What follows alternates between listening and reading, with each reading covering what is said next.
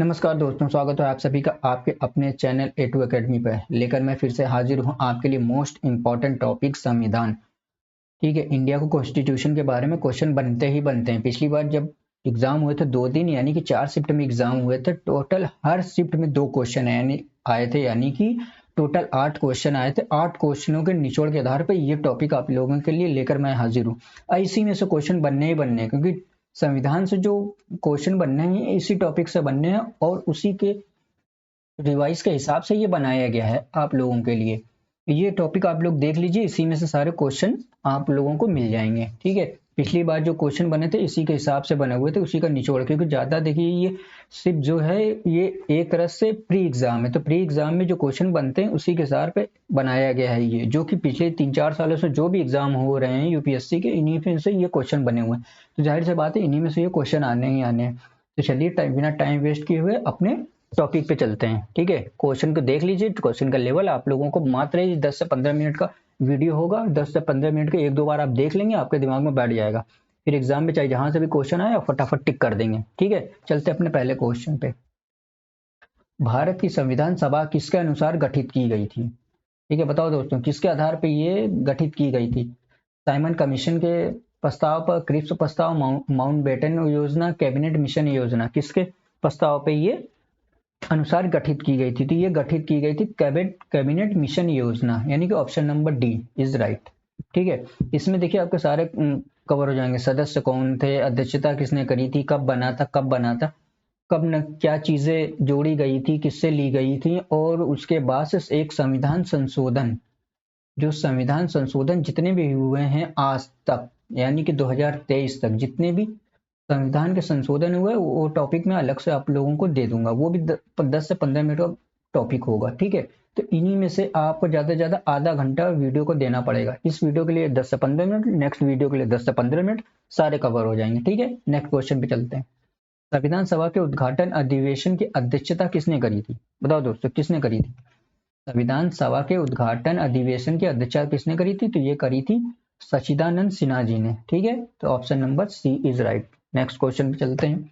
संविधान सभा के अस्थाई अध्यक्ष कौन थे? क्या पूछा? संविधान सभा के अस्थाई अध्यक्ष कौन थे?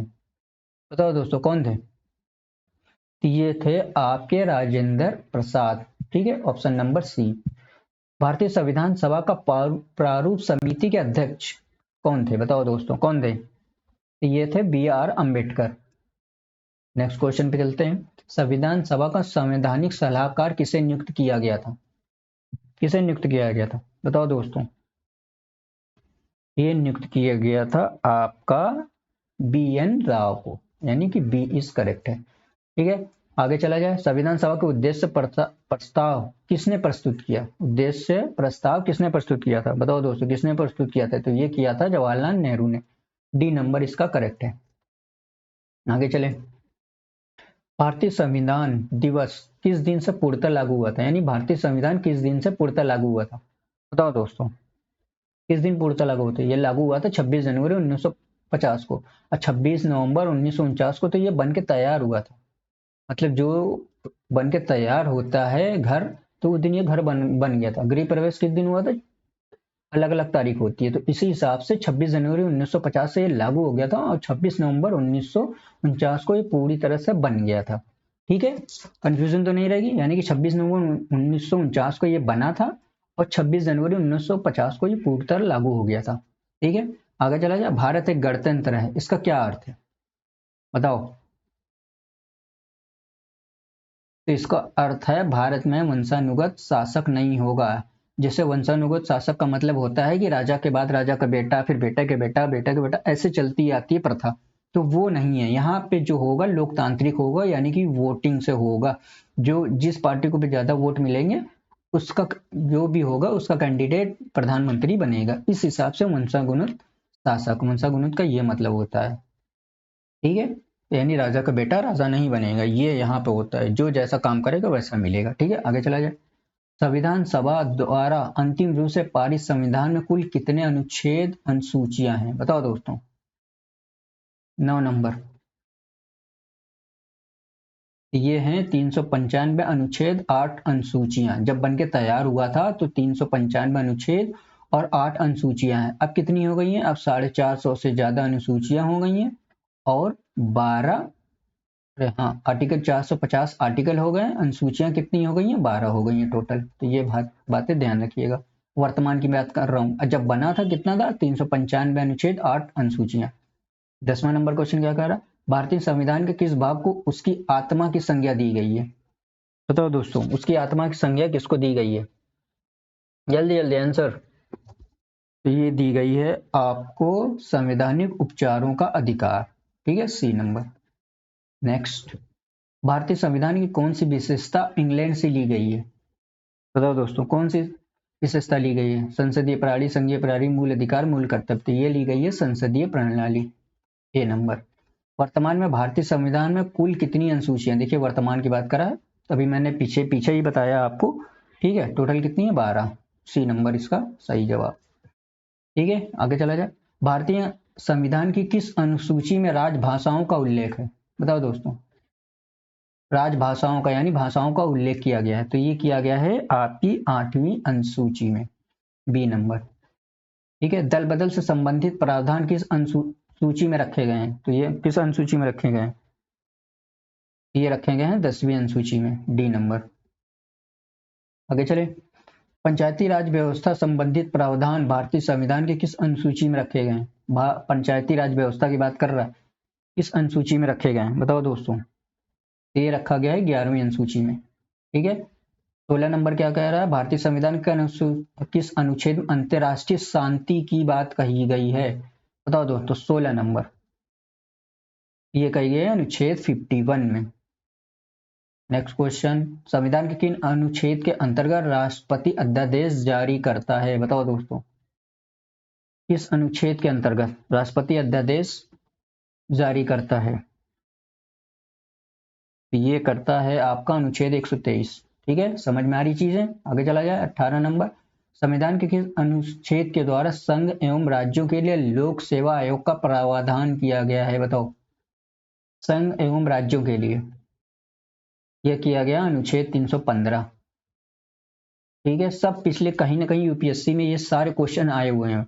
अच्छा, जो जितने भी पेट का एग्जाम हुआ है आप उठा के देखेंगे, ये क्वेश्चन कहीं ना कहीं आपको रिपीटेड क्वेश्चन ही मिलेंगे। ठीक है, तो टेंशन नहीं लेने का, इसको पढ़ने का और वीडियो देख लीजिए, आपको सारा काम हो जाएगा। ठीक है, 19 नंबर क्या कह रहा है? वर्ष 1953 में गठित राज्य पुनर्गठन, ये क्वेश्चन नंबर राज्य पुनर्गठन आयोग के अध्यक्ष कौन थे? बताओ दोस्तों, 1953 में गठित राज्य आयोग के अध्यक्ष कौन थे? ये आपके थे न्यायमूर्ति फजल अली। भाषाई आधार पर राज्यों का पुनर्गठन कब किया गया? ये किया गया था 1956 में। ठीक है, आगे चला जाए। भाषीय आधार पर गठित भारत का प्रथम राज्य कौन सा है? बताओ, मतलब भाषा के आधार पर जब राज्य बने थे तो पहला राज्य कौन सा है? पहला राज्य है आंध्र प्रदेश। ठीक है, भारतीय संविधान में निम्नलिखित में से कौन सी नागरिकता प्रदान करता है? मतलब भारत कौन सी नागरिकता देता है? एकल नागरिकता देता है, दोहरी नागरिकता देता है, या दोनों देता है, या कुछ नहीं देता? बताओ दोस्तों। तो ये सिर्फ और सिर्फ देता है एकल नागरिकता, यानी आप इंडिया के निवासी हैं तो इंडिया का, अगर कहीं और जाके आपके मान लें अमेरिका चले गए या इंग्लैंड या ऑस्ट्रेलिया, तो वहाँ की आपकी इंडिया की नागरिकता खत्म हो जाएगी, फिर आप एनआरआई कहलाओगे। ठीक है, ये चीज़ होती है। तो एकल ही नागरिकता देता है। और दोहरी नागरिकता जो होती है अमेरिका में होती है। अमेरिका में ये होता है कि आप इंडिया के भी नागरिक हैं, वहाँ के भी नागरिक रह सकते हैं। ठीक है, अगर वहाँ पे वो सिटीजनशिप आपको दे देता है तो। ठीक है, तो इसलिए इंडिया में केवल एकल नागरिकता ही कहलाती है। ये ब्रिटेन से लिया गया था। ठीक है, आगे चला जाए। 23 नंबर, भारतीय संविधान में नागरिकों के मूल अधिकारों का वर्णन है। बताओ किस अनुच्छेद से किस अनुच्छेद तक मूल अधिकारों का वर्णन किया गया है? 23 नंबर ये किया गया अनुच्छेद 12 से 35 तक। ठीक है, याद रहेगा, 12 से 35 मूल अधिकारों का वर्णन किया गया। वर्तमान में भारतीय नागरिकों को कुल कितने मूल अधिकार प्राप्त हैं? बताओ दोस्तों। तो ये टोटल 6 हैं। पहले 7 थी जो कि संपत्ति का अधिकार था, लेकिन उसको अब विधि का अधिकार कर दिया गया है, यानी कि लॉ के अकॉर्डिंग आप अपनी जमीन रख सकते हैं। तो वो संपत्ति का अधिकार था, वो हटा दिया गया, अब 6 बचे हैं। 25 नंबर, प्रेस की स्वतंत्रता का अधिकार। बताओ